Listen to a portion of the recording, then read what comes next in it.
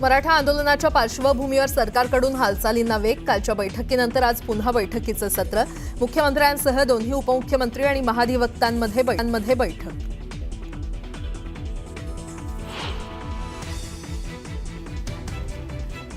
आरक्षणासाठी जरांगेंच्या उपोषणाचा आज चौथा दिवस. जरांगे आजपासून पाणीही सोडणार, तर रात्री उशिरा जरांगेंच्या डॉक्टरांच्या पथकाकडून वैद्यकीय तपासणी.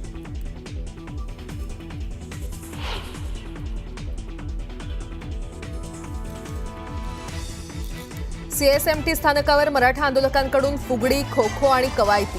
स्थानकावर मराठा आंदोलकांची तुफान गर्दी आणि हुल्लडबाजी.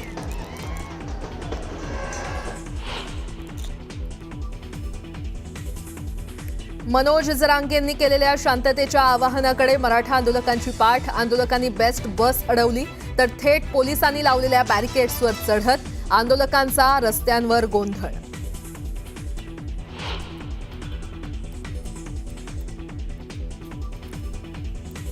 मराठा आंदोलकांचा सीएसएमटी बाहेर मुख्य रस्त्यावर गोंधळ. आंदोलकांचा रस्त्यावर ठेका. मोठ्या संख्येनं पोलीस बंदोबस्त तैनात.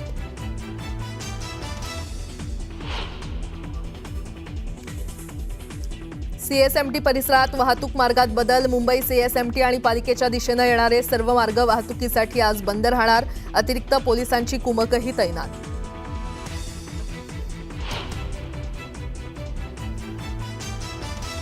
मराठा समाजाला कायद्याच्या चौकटीत टिकणारं आरक्षण देणार. कोणत्याही समाजावर अन्याय होऊ देणार नाही, मुख्यमंत्र्यांचं आश्वासन.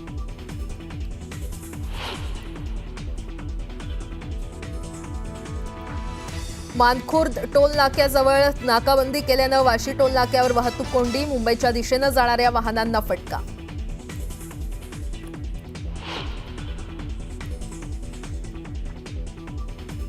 अंदरवालीत ओबीसींच्या आंदोलनाला पोलिसांनी परवानगी नाकारली. मोठ्या प्रमाणात पोलिसांचा फौजफाटा तैनात. मात्र आंदोलनावर ओबीसी बांधव ठाम.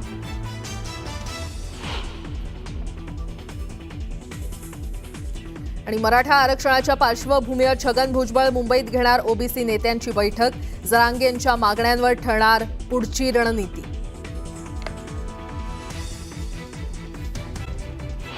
यांच्याकडून सुमित, काय वातावरण आहे, काय परिस्थिती आहे? जसं तुम्ही मगाशी सांगत होतात की महापालिकेचे कर्मचारी आता यायला लागतील, तर आत्ता कुठल्या परिसरात आपण आहात? मी दाखवतो. समोर महानगरपालिका समोरच्या दिशेला आहे आणि म्हणजे सीएसएमटी रेल्वे स्थानक, आणि तिथून हा जाणारा मार्ग म्हणजे गिरगावच्या दिशेनं जाणारा मार्ग जो मेट्रो सिनेमापर्यंत पोहोचतो. या मार्गावर दुतर्फा सध्या वाहतूक कोंडी झाली आहे, किंवा वाहनं लावलेली आहेत. सगळ्या मराठा बांधवांनी त्यांची टेम्पो वगैरे सगळे लावलेले आहेत, त्यामुळे थोडीशी गर्दी होते इथे. माझ्यासोबत काही मंडळी देखील आहेत. आता मी त्यांच्याशी थोडीशी चर्चा करणार आहे. सगळ्यात आधी काय झालंय, बऱ्याच लोकांनी अन्न आणलंय, पण काही अन्न जे बराच काळ जर आपलं हे आंदोलन सुरू राहिलं तर ते सुकं देखील अन्न असायला हवं किंवा जास्त वेळ टिकेल असं. दादा, कुठून आलात तुम्ही? बार्शीवरनं. काय काय आणलंय?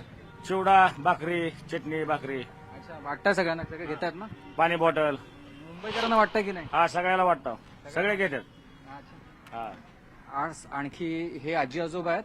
ते कुठून आलात तुम्ही आजी? आष्टी आष्टी. आष्टी तालुका, जिल्हा बीड. पांढरी गाव आहे तिथं. अच्छा, मग कसे आलात तुम्ही? आम्ही मोटरसायकल आलो. कोणासोबत? आम्ही दोघ जण आलो मालकांवर. तुम्ही दोघे मोटरसायकलवर आलात? हा, किती किलोमीटर अंतर होतं? 400. मग एवढा प्रवास सगळा म्हणजे त्रास नाही झाला? वय किती आहे तुमचं? 65. 65 वय. आता ते आलो, त्रास जरी झाला आणि काय जरी झाला तर ह्या पाटलाला त्रास होतोय, आपल्याला झाला मग काय झालं? पाटलाला त्रास किती होतोय? आज बिगर अन्न पाण्याचा बसला ना तो 6 महिन्याला, 2 महिन्याला, 3 महिना 15 दिवस बसतोय तो. आपण तरी खातो पितो राहतो. हा, त्याच्यासाठी त्याला नाही पाठवून द्यायचं, मग कुणाला द्यायचा? तरी बी ते ह्या फडणवीसला लाज वाटाना भाड्याला. त्याला म्हणा तू इकडे ये जरा. उद्रेक आहे सगळा. खरं तर लवकरात लवकर आपल्याला आरक्षण मिळावं किंवा जरांगे पाटलांची भूमिका सरकारनं मान्य करावी म्हणून आंदोलन. दुसरं आता मी आणखी दाखवतो काय होतंय. आता इथून बरेच लोक गिरगावकडे कामाला जाणारी मंडळी आहेत, ते इथे सीएसएमटी रेल्वे स्थानकावर आल्यानंतर तिथून ते प्रवास करताना इतर वाहनांचा किंवा बीएससीचा वापर करतात. मात्र सगळा रस्ताच बंद असल्यामुळे लोकांना जाणं येणं कठीण होतं आणि मग चालत जावं लागतंय. काही लोक इथून चालत चालत आपण बघतो निघालेले आहेत. अडचण होत्या. ताई कुठे जात आहे? पीजीला जाते. नेहमी इथे हा प्रवास करता? हो. कशा जात असता नेहमी? ट्रेननी. मग आता चालत कुठे निघालात? पीजीलाच चालली आहे. आता मी जस्ट पुण्यावरून आले. अच्छा, हो का? बरीच अशी मंडळी आहेत जी इथून नेहमीच ये जा करत असतात. कुठे जाताय, कुठे चाललात? ऑफिस ऑफिस कुठे आहे तुमचं? बियान इन्कम टॅक्स. मग नेहमी तुम्ही इथून कसे जाता? नाही, आम्ही तिकडून जातो ग्राउंड क्रॉस करून. टॅक्सी वगैरे नाही जात असतात? हां, टॅक्सीने जातो, कधी ग्राउंड तर नको. थँक्यू. बरोबर आहे. तर टॅक्सीने वगैरे नेहमी जात असतो, आपण प्रवास करत असतो. पण आज आंदोलनामुळे आपल्याला इथून तसं जाता येणार नाही. त्यामुळे प्रवास आमचा जर व्यवस्थित व्हायचा असेल तर लवकरात लवकर मागण्या मान्य होणं गरजेचं आहे. जर मागण्या मान्य झाल्या तरच आंदोलक इथून बाहेर हटणार आहेत. आणि जर का तसं झालं नाही तर मग ही मुंबईतली अडचण आणखी वाढू शकते. कुठून आलात दादा? वसमत कधी आला? हिंगोली. हिंगोलीमधून. बरं, काय कसं चाललं आंदोलन सगळं? छान चालले. मागण्या मान्य होणं गरजेचं आहे की फक्त आंदोलन छान होणं गरजेचं आहे? नाही, गरजेचे आहे. मागणी गरजेची होण्याची गरज आहे. त्यासाठीचे काय प्रयत्न सुरू आहेत? आम्ही आहोत इथं.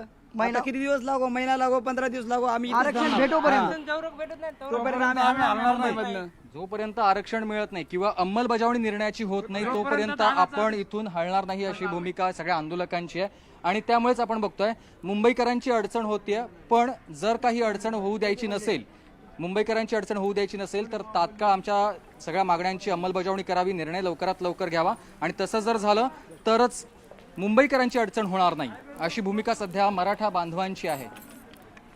हां, सुमित, पण आंदोलन चिघळू लागलंय आजच्या चौथ्या दिवशी.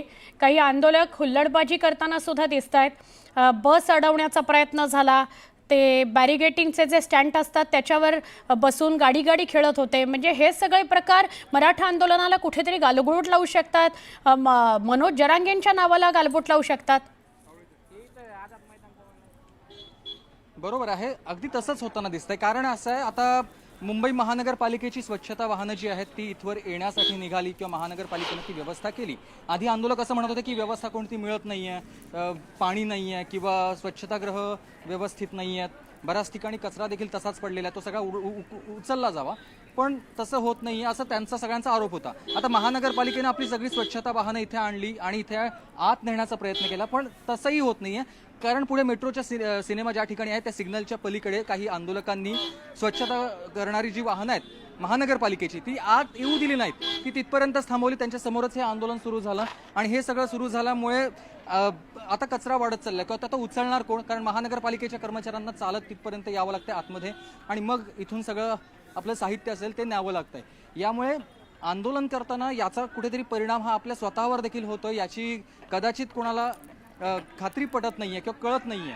आंदोलन चिघळत त्यामुळे जात आहे. दुसरं म्हणजे पोलिसांनी लावलेले बॅरिगेटिंग आहेत ते देखील कुठे तोडण्याचा प्रयत्न होत आहेत, कुठे बॅरिगेटिंगवर देखील इकडून तिकडून त्या नेण्याचा प्रयत्न केला जातोय, त्याच्यावर देखील चालण्याचा प्रयत्न केला जातोय. काय दादा, काय वाटतंय? चांगलंय. काय वाटतंय? काय आरक्षण भेटलंच पाहिजे. आरक्षण वाटतंय तुम्ही? अहो, जेवण काय वाटतंय विचारलं मी. पुरी मिरच्याचा ठेसा. पुरी आणि मिरचीचा ठेचा. अच्छा, बरं, धन्यवाद. तर पुरी मिरचीचा ठेचा वाटताय असं प्रत्येक जण काही ना काहीतरी वाटतंय. पण समोरचं आपण बघतोय चौकामध्ये, चौकातली ही दृश्य आहेत. हो, चौकामध्ये त्या सुमित, तुमच्याशी बोलतो, सविस्तर माहिती घेतो.